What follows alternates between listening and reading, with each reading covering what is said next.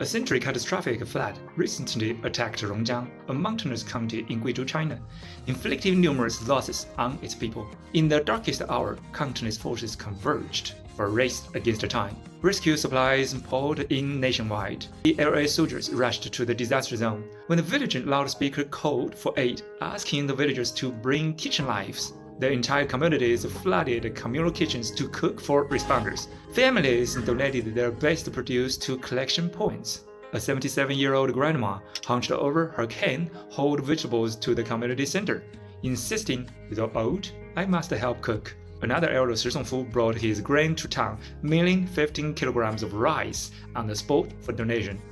At midnight, a 74-year-old woman delivered her household's entire salt stash upon hearing kitchens run low. Every meal for rescuers was a patchwork of community goodwill. Your family's chili peppers, my family's cucumbers. At donation hubs, villagers left preserved meats, vegetables, and grain, they refusing any payment as well.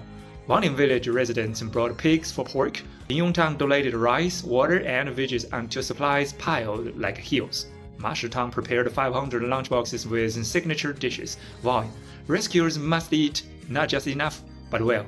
Interestingly, ordinary disputes vanish in crisis. When one suffers, all support. This is the Chinese tradition running in the blood. Village canteens became supply hubs. Human chains unloaded trucks.